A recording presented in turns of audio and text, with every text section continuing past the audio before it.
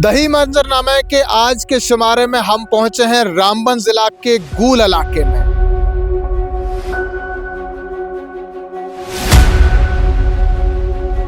गूल में महकमा सेहत की सेहत काफी नासाज है। बीएमओ कई माह से लापता है। मुलाजमीन के साथ साथ आम लोगों को दुश्वारी का सामना।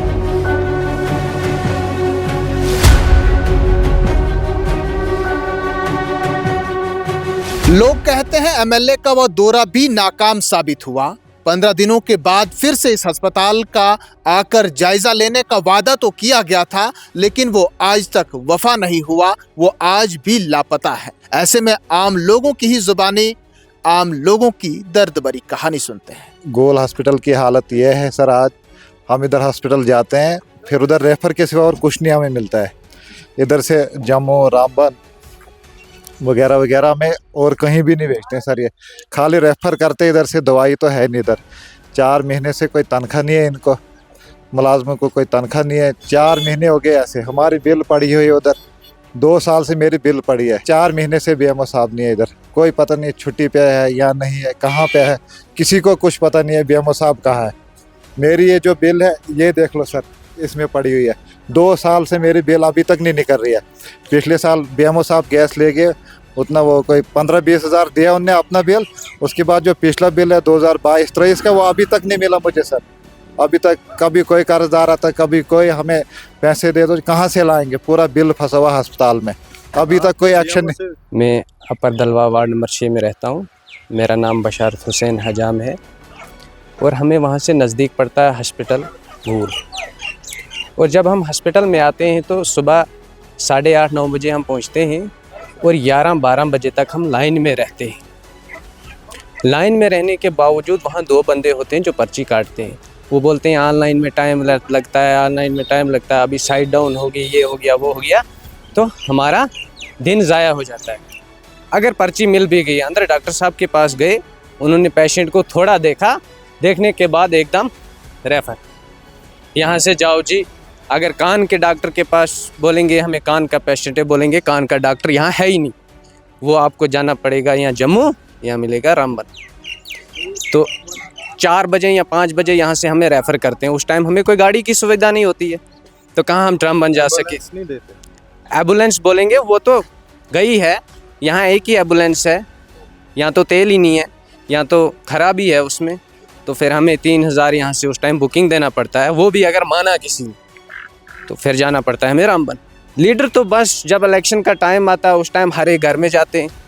इलेक्शन हो गया, उन्होंने अपनी सीट ले ली, उसके बाद वो किसी को नहीं जानते। ना तो उनको मालूम ही होगा कि हम इसके घर में गए थे वोट मांगने, वो कहेंगे ही नहीं, वो बात ही नहीं कहेंगे। बस सर 6 साल से हम 370 और 35A की बात ही सुन रही, और नहीं कि अगर इतने बेरोज़गार हैं उनकी बात नहीं, खाली डंडोरा 370 और 35A का पीट रहे हैं।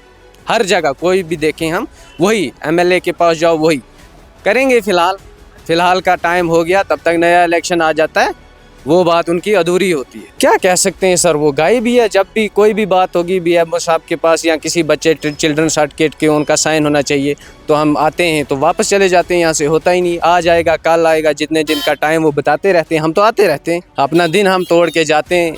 वहाँ बोलती हैं डॉक्टर रबीना हैं, वो बोलते हैं आ जाएंगे, कल आएंगे, परसों आएंगे, बट लेकिन 3 महीने से नहीं देखा। अस्पताल जो हमारे यहाँ गूल में है जनाब, वो बहुत ही खस्ता हालत है अस्पतालों की। यहाँ पे बीएमओ को जब भी यहाँ अस्पताल में जाता है वहाँ पे कम से कम बीएमओ वो होता नहीं है।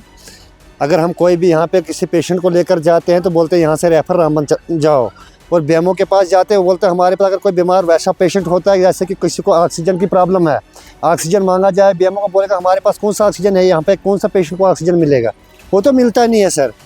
जब भी बीएमओ के पास जाएंगे वो बोलेगा यहाँ से रेफर करो रामबन में, यहाँ पे नहीं। अगर हम श्रीनगर अस्पतालों में जाते हैं वहाँ से ऑक्सीजन की मट्टियाँ यहाँ गूल के लिए देते हैं रेफर पेशेंट के साथ। अगर यहाँ पे मांगेंगे तो अपने सब डिवीज़न के अंदर हमें कुछ भी नहीं मिलता है सर। जब भी यहाँ देखो हालात, अगर यहाँ पे कोई भी पेशेंट दूर दराज इलाके से आता है तो यहाँ अस्पताल के अंदर पहले बीएमओ नहीं है। अगर डॉक्टरों के पास जाएंगे तो वो भी छुट्टी पे होते हैं।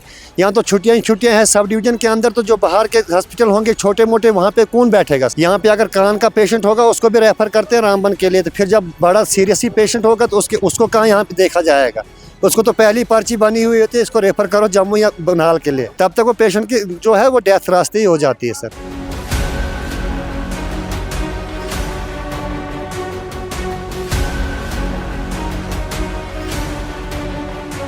एमएलए गूल बानहाल के दबंग अंदाज में दौरे के बाद भी गूल अस्पताल के नहीं बदले हालात। एमएलए गूल बानहाल ने हमसे वादा किया था कि मैं हर 15 दिन के बाद जायजा लूंगा, लेकिन वो मुस्तरद कर दिया गया है। ना जाने हम लोगों की क्या बदनसीबी है। मैं माकुड़ में रहता हूँ। अस्पताल अरसा 2002 से बनाए गए, खाली बिल्डिंग बनी हुई है और उसमें कोई स्टाफ कोई कुछ नहीं चल रहा है। मरीज सर उठा के लेने पड़ते हैं रामबन, गूल, संगलदान। तो जब तक वोट लेने से तो था, उसके बाद कभी दिखाई नहीं दे रहा है, कुछ पता ही नहीं चल रहा है कहाँ है, क्या है भी या नहीं। हमारे हिसाब से तो कुछ नहीं है सर। 24 तारीख को मैं बनहाल गया था अस्पताल में। उधर मैंने उसको पूछा, उसको मैंने कहा आपका अस्पताल जो है हमारी पौड़ियों से 2 पौड़ियाँ नीचे है कागजों में, हमारे पास 2 डॉक्टर हैं, आपके पास 40 डॉक्टर हैं।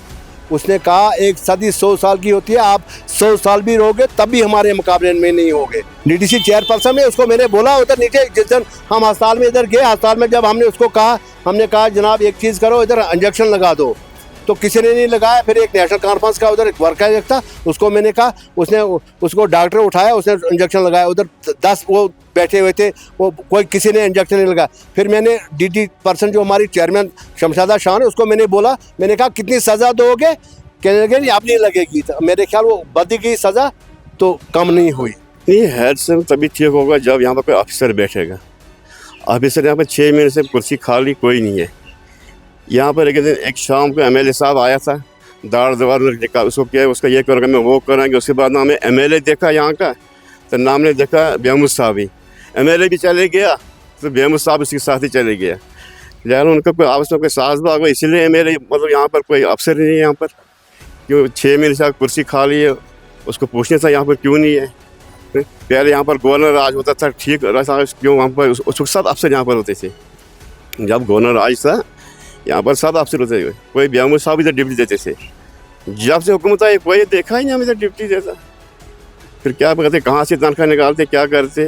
जब घर का जो 10 आदमी कूपन होता है, अगर वो आदमी घर का ही नहीं ठीक है, 10 आदमी क्या काम करेंगे? करेंगे वो भी 10, मगर जो घर का बड़ा होता है वही काम चलाने वाला है।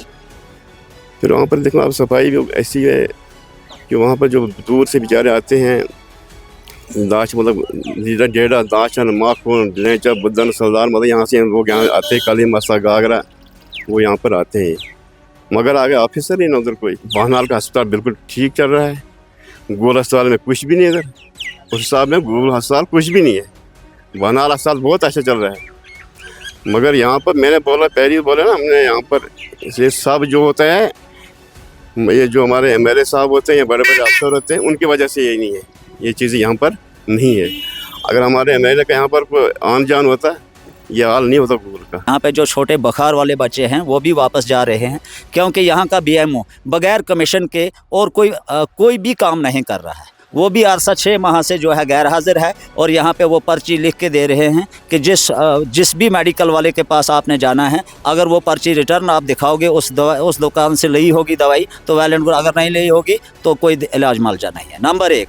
नंबर 2, यहाँ पे हर किस्म की परेशानियाँ हैं। यहाँ पे किसी वक्त बीएमओ की जगह जो है बीएलओ भी नहीं मिलता है। मैंने परसों बीएमओ साहब को फ़ोन किया कि जनाब आप यहाँ क्यों नहीं आ रहे हैं। मेरी भी अपनी एक मुश्किलात थी। मैंने यहाँ टेंडर दिया था कबाड़ का, जिसमें से उसने 2 बिल दिए मुझे, और अभी तक वो कबाड़ जो है आधा चोरी से बेच दिया है। एक बीएमओ होने के नाते तो कबाड़ जो कबाड़ भी बेचे तो उसका क्या हाल हो सकता है? तो क्या वो एक एमएलए से मिला हुआ नहीं हो सकता है? और उसने बोला मैं 15 अप्रैल तक जो है गूल नहीं आऊँगा, आप जो मर्ज़ी कर सकते हो करो।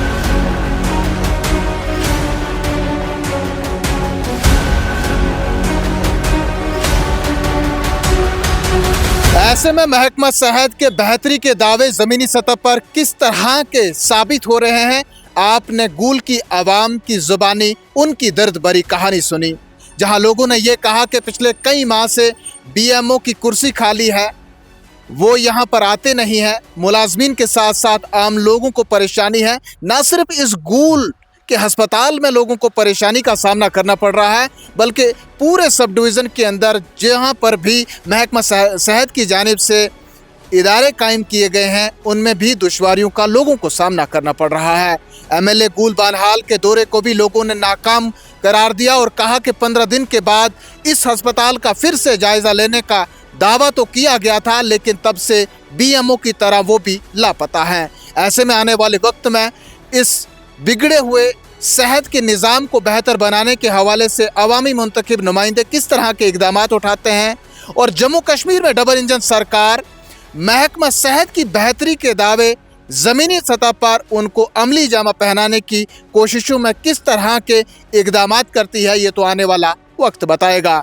दही मंजरनामे के आज के शुमारे में इतना ही। गूल की सरजमी से अपने मेज़बान शबीर वानी को senior editor M Shafi Mir के साथ दीजिए इजाज़त। देखते रहें कश्मीर उज़्मा।